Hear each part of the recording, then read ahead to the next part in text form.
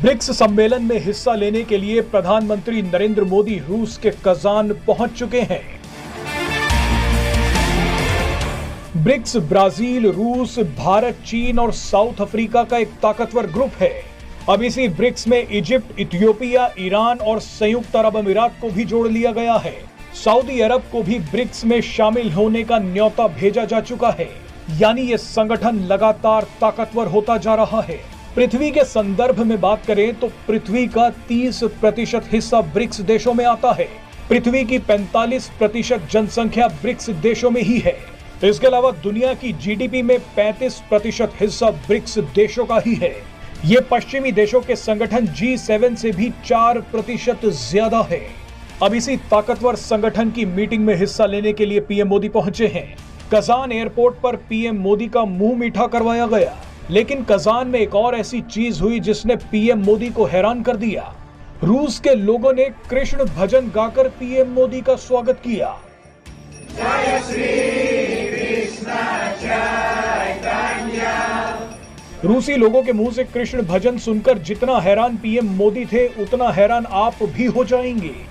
रूसी लोगों का ये पूरा भजन आपको सुनवाएंगे, मगर जल्दी से पहले ये देख लीजिए कि पीएम मोदी की ये यात्रा ऐतिहासिक क्यों होने वाली है। ब्रिक्स सम्मेलन ऐसे समय पर हो रहा है जहां एक तरफ रूस यूक्रेन जंग चल रही है, तो दूसरी तरफ इजराइल ईरान जंग में पूरा मिडल ईस्ट जल रहा है।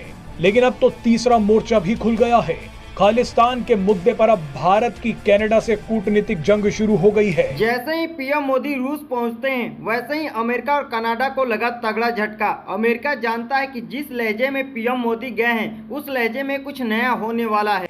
अमेरिका भी खालिस्तानियों के मुद्दे पर भारत को कटघरे में खड़ा कर रहा है। लेकिन हर तरफ जंग की खबरों के बीच एक दोस्ती की खबर भी आई है। ये दोस्ती भारत और चीन के बीच हो सकती है।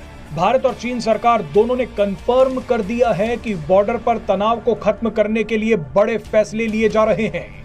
इसका सीधा मतलब है कि पीएम मोदी और शी जिनपिंग की मुलाकात के लिए मैदान तैयार कर दिया गया है। कुछ एक्सपर्ट्स का मानना है कि इस बार के ब्रिक्स सम्मेलन में पश्चिमी देशों को रगड़ दिया जाएगा। इस बड़े सम्मेलन में ब्रिक्स करेंसी पर भी बात हो सकती है, यानी डॉलर की बादशाहत को सीधी चुनौती दी जाएगी।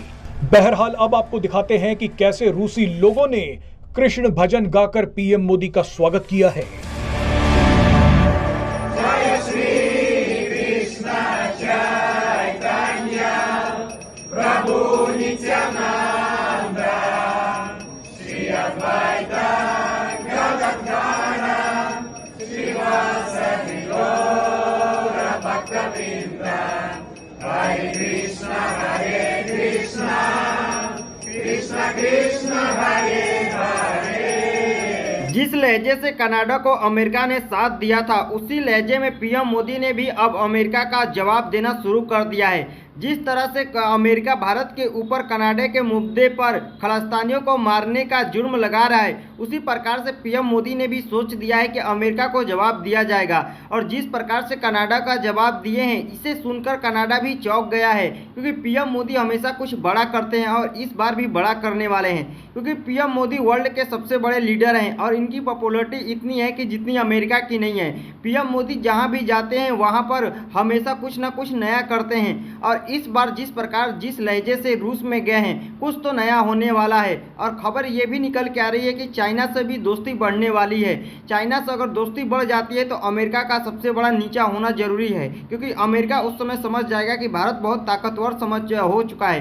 क्योंकि उनके पास अमेरिका और चाइना जैसे बड़े बड़े देश साथ हैं, तो अमेरिका अकेले कुछ भी नहीं कर सकता है। और भारत इसी प्रकार से कुछ नया करने वाला है। तो दोस्तों, पीएम मोदी के लिए एक लाइक, कमेंट, सब्सक्राइब तो जरूर बनता है, क्योंकि पीएम मोदी के बारे में आप क्या सोचते हैं कमेंट में जरूर बताइएगा।